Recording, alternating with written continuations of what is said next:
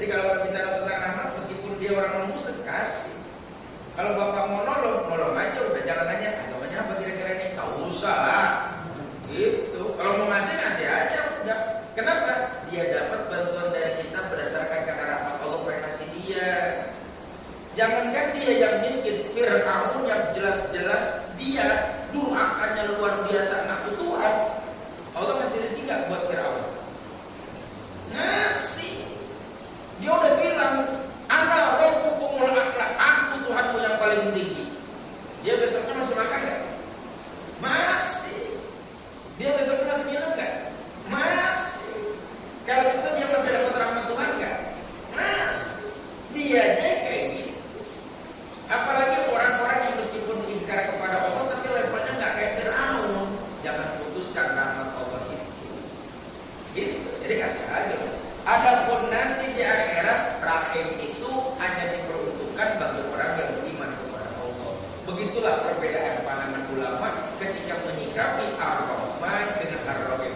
Tapi akhirnya di tengah perbedaan pandangan ulama tersebut kita ambil hikmahnya. Ar-Rahman, siapapun yang menafsirkan itu, sekali lagi, Ar-Rahman, siapapun yang menafsirkan itu, maka si penafsir akan menyatakan Ar-Rahman adalah sifat baik Allah kepada makhluk. Benar nggak?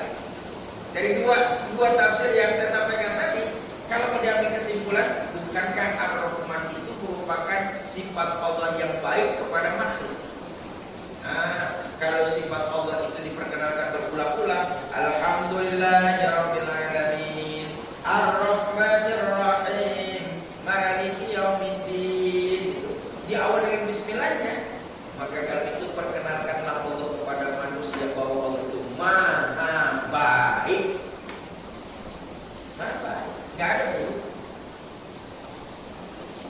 Kalau kita lihat saudara kita di Semeru, mereka berantakan tuh kehidupannya. Sekarang sampai rumahnya tenggelam 4 meter. Terus kemudian perkampungannya rata sama abu vulkanik. Belum lagi kalau Bapak dapat video-video tanpa sensor bagaimana jenazah dikumpulkan dalam kondisi yang sudah kaku, terus kemudian badannya mengelupas. Dan dia terkelupas. Orang panas banget. Ya. Bapak kalau masak ikan pepes, ya, begitu udah matang, daging ikan empuk nggak? Nah, empuk. Ya kalau dipepes nih, atau Bapak bakar nih, pertama ketika mati dagingnya keras. Coba dipepes sama bakar. Begitu matang empuk kan? Mereka itu terturun abu vulkanik berapa derajat Celcius. Dagingnya gampang terkelopek. Gitu. Makanya jangan pelan-pelan, bisa roboh. Mereka kita melihat boleh jadi kenyataan tersebut pahit. Di mana letak rahmannya Allah kalau ada kejadian pada ini? Mana? Katanya Allah maha baik. Dengan gunung erupsi orang terkena abu vulkanik terendam bahkan sampai tewas di tempat tersebut. Mana sifat rahmat Allah? Maka banyak ulama yang jawab gini, bukankah yang meninggal dunia itu Nabi bilang dia mati syahid? Kalau kita mati nih besok lusa, yang nggak tahu kapan, walaupun kita mintanya sih agak lama-lama dikit, gitu kan? Tapi kalau satu masa kita meninggal dunia nih, terus kita sakit, meninggalnya bukan karena musibah, bukan disebabkan karena bencana, maka meninggal kita karena hanya sekedar siklus hidup, namanya. Siklus hidup, ada hidup, ada mati. Siklus kehidupan. Tapi kalau mereka tuh yang sekian puluh orang terkena abu vulkanik yang panasnya luar biasa, percaya deh sama Nabi, mereka itu syahid. Ya. Meninggalnya masih dapat pahala, belum tentu kita mati dapat pahala. Dia yang meninggal dunia sudah pasti dapat pahala, sudah pasti. Jadi meninggalnya plus kamu saya matikan, tapi kamu saya kasih kompensasi, dapat pahala dari kematian. Kalau kita nih kalau matinya bukan karena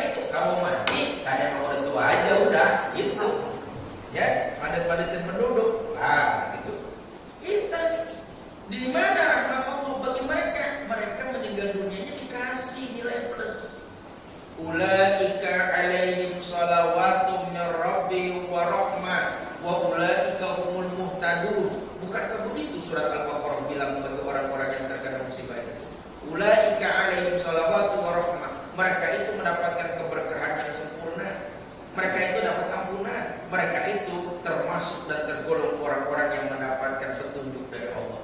Tuh, jadi meskipun meninggalnya begitu dapat kompensasi. Rumahnya hilang Pak, sekarang berubah jadi miskin. Bukankah mereka juga masuk dalam golongan orang-orang yang terampuni? Belum tentu kita yang malam ini makannya enak, tidurnya nyenyak, tapi mereka tuh udah pasti dapat. Ini kan pakai kacamata agama, itu namanya rahmat Allah. Ya. Binatang disembelih Pak, dimakan oleh manusia. Di mana letak kasih sayang Allah? Bukankah dengan demikian kehidupan manusia berjalan? Dulu kalau motong ayam, saya khususnya kesian sama ayam. Dipotong tidak makan. Terus ibu saya nanya, saya masih ingat emak saya bilang begini, ini ayam kalau matinya dipotong terus kita makan, dia matinya senang. Begitu. Ibu saya ngomong begitu dulu. Dia nih ayam nih kalau matinya kita potong terus kemudian kita makan dagingnya, dia matinya senang. Ibu saya bukan agamawan. Akhirnya ketika saya ngaji ketemu dalil-dalil begini. Kenapa? Karena Allah menyediakan apa yang ada di bumi ini semuanya untuk manusia. Ya, Allah menyediakan di bumi ini buat manusia, airnya, tumbuhannya, udaranya, binatangnya. Sehingga kalau mereka mati untuk kehidupan manusia, maka mereka telah mengantarkan dirinya menuju kesempurnaan. Karena Allah ciptakan saya untuk manusia, maka binatang itu mati, dagingnya dimakan, dia berbangga dengan kematiannya. Itu berarti saya pas begitu ngaji, mau bener kalau gitu nih. Itu betul aja tuh, bener. Kenapa? Karena Allah menyediakan langit dan bumi ini buat manusia semuanya. Udaranya, tumbuhannya, binatangnya, airnya, tanahnya, manusia. Maka Nabi marah kalau ada orang mengambil buah yang belum matang, udah dipetik kemudian dibuang. Nabi marah, jangan gitu. Biarkan buah itu sampai besar nanti dimakan oleh manusia. Karena kamu mengatakan buah itu menjadi sempurna karena dia diciptakan buat makannya manusia. Jangan dibuangin buahnya. Marah. Nabi marah juga ketika ada orang yang membunuh burung yang berkicau. Burung berkicau. Kemudian kalau kita kan ngambil ketapel tuh, kalau enggak pakai senapan angin, mati. Kenapa? Dia diciptakan oleh Allah untuk membuat telinga manusia tenang dan nyaman. Ya, jadi jangan sembarangan main matiin binatang. Kenapa? Diciptakan buat manusia. Nah, kalau diciptakan buat manusia, kalau burung diciptakan oleh Allah buat manusia apa? Suaranya. Kalau burung kan suaranya, ya kayak burung-burung yang dipiara suaranya enak tuh. Dagingnya nggak ada yang enak, dagingnya kecil. Kenapa? Karena yang dibutuhkan oleh manusia dari burung itu suaranya. Kalau kebo yang dibutuhkan oleh manusia apa nih? Dagingnya, makanya suaranya nggak enak juga bodo amat, yang penting dagingnya enak gitu. Nah, itu kebo begitu. Ya, suaranya mah kita nggak dengerin, orang cuma ngomong aja, suaranya nggak banyak. Yang kita butuhkan dari kebo daging sama tenaganya, maka dibuatlah dagingnya banyak, tenaganya besar. Kan buat manusia. Kalau itu di mana letak rahmannya Allah ketika kita menyembelih binatang? Ya diciptakan oleh Allah untuk kamu makan, sehingga ketika dia mati dia bangga karena dia mempersembahkan dirinya buat kebutuhan manusia. Jadi mau cari gimana aja rahmat Allah tuh Allah mana baik. Makanya perkenalkan kepada manusia Allah itu baik.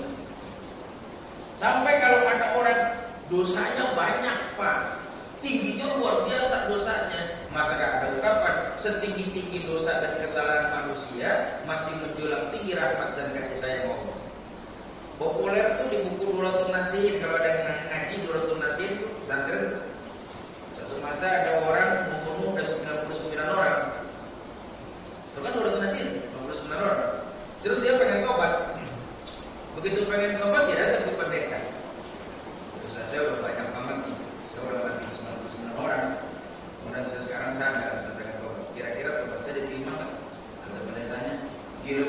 99 orang bunuh semua.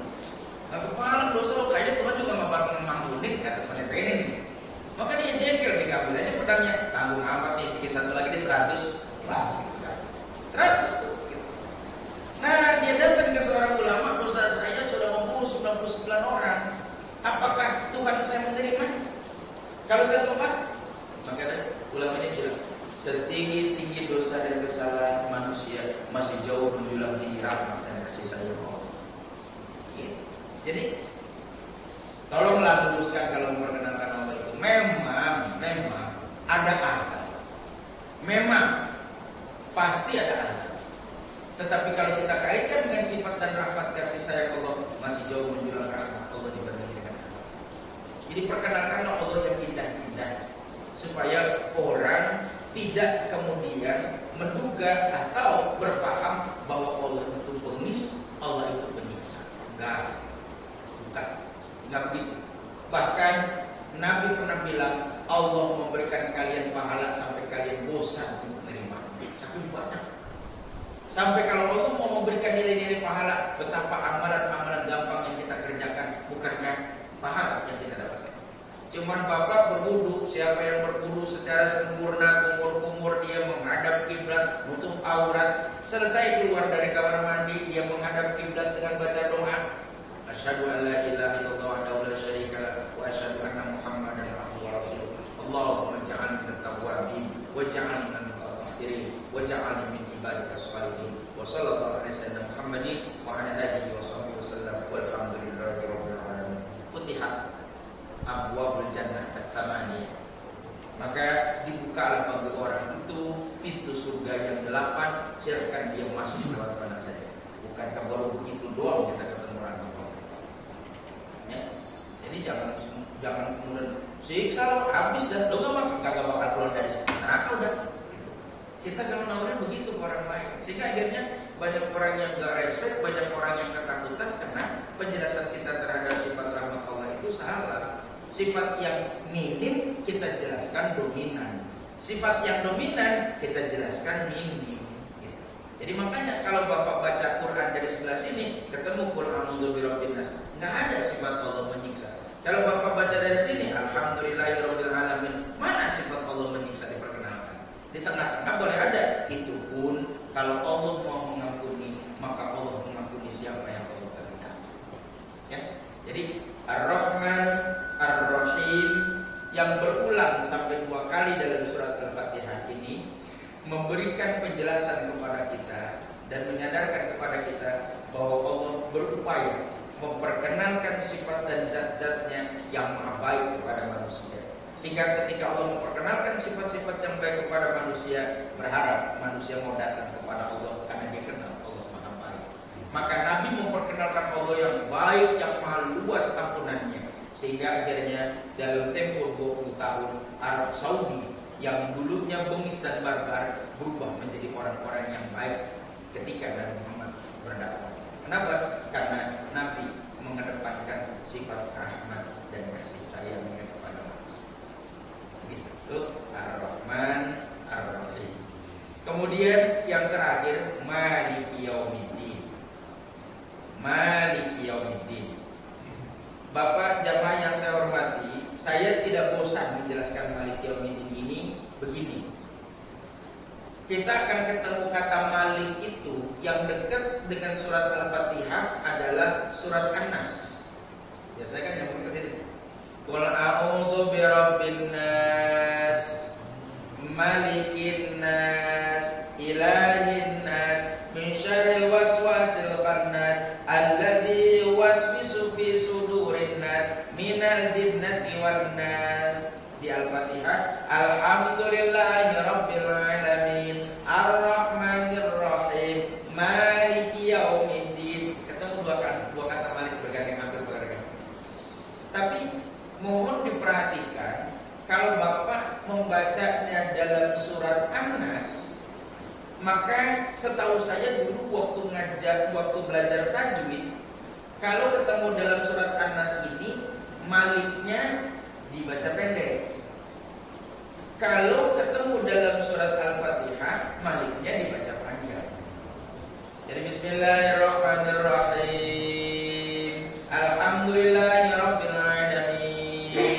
Arrahmanirrahim. Maliki yaumiddin. Maliki yaumiddin. Tapi kalau Bapak membaca Qul a'udzu birabbin nas, Qul a'udzu birabbin nas, Malikin nas, Ilahin nas, bukan Malikin nas. Bukan. Coba aja lihat tulisannya. Yang satu kalau surat Fatihah mimnya baca panjang, Maliki. Kalau surat An-Nas, Maliki. Di mana bedanya? Kalau Maliki yang ada dalam surat Al-Fatihah artinya pemilik hari kemudian, pemilik hari kiamat. Itu namanya Maliki yaumiddin, pemilik hari kiamat.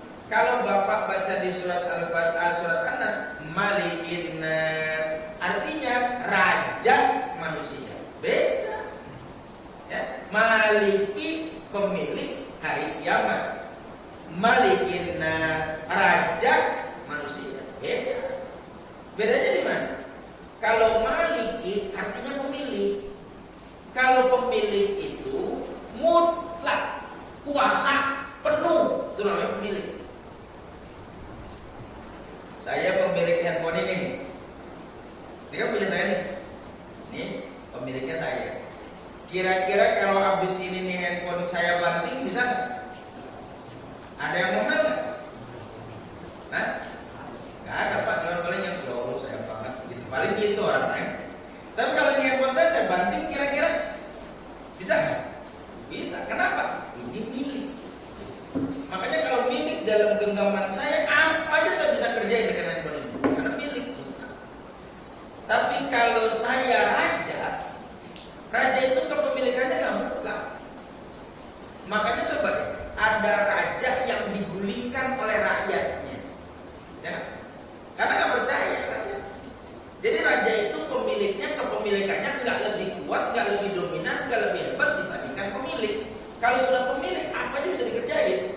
Makanya zaman perbudakan dulu orang yang punya budak namanya pemilik budak. Auma malakat aimanukum itu, atau budak yang ada dalam genggaman kamu. Kenapa? Budak itu dibilang dimiliki. Sebab pada masa perbudakan tersebut kalau orang punya budak, dia jengkel kepada budaknya, terus besok dia disembelih itu budak.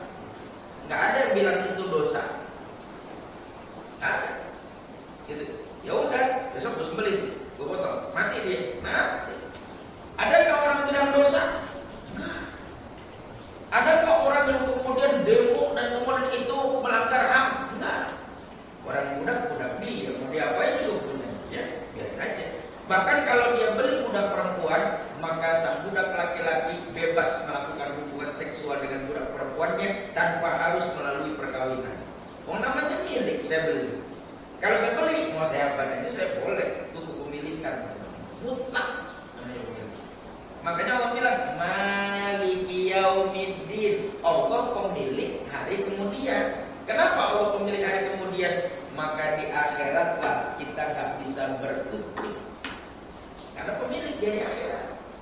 Makanya kalau Bapak barusan atau tadi maghrib baca surat Yasin, bakal ketemu kalimat Al-yawma nakhtimu ala afwahihim wa tukallimuna aydihim wa tashhadu arjuluhum bima kanu yaksibun. Maka hari kiamat kami kunci mulut mereka, kami jadikan tangan mereka bicara, kami jadikan kaki mereka jadi saksi. Itu saking Allah kepemilikannya bagi kita hari kiamat mutlak. Kita mau ngomong aja tak bisa, mau gerak aja tak mau. Kecuali kalau Allah bilang ngomong, baru. Kalau di dunia ini Allah malik, Allah raja.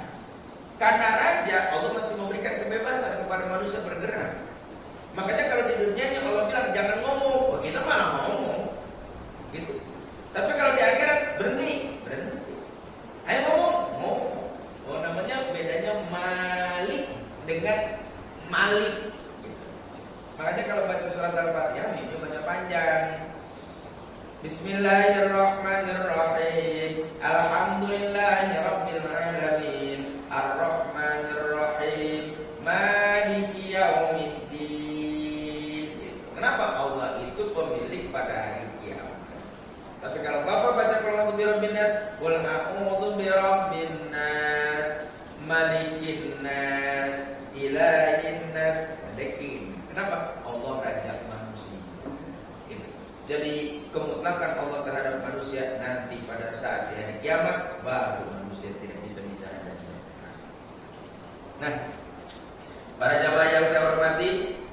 Ini dulu kajian yang bisa saya sampaikan sampai pada Maliki Yaumiddin.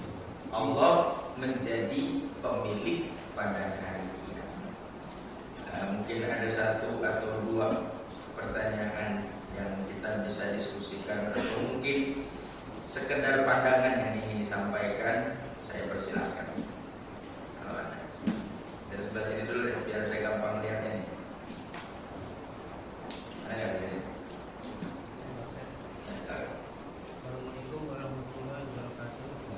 Waalaikumsalam. Ini maksudkan sifat-sifat Allah sebagai Ar-Rahman Ar-Rahim, apakah buat manusia wajib dilaksanakan atau diimplementasikan? Wajib diteladani. Apakah sifat-sifat Allah dalam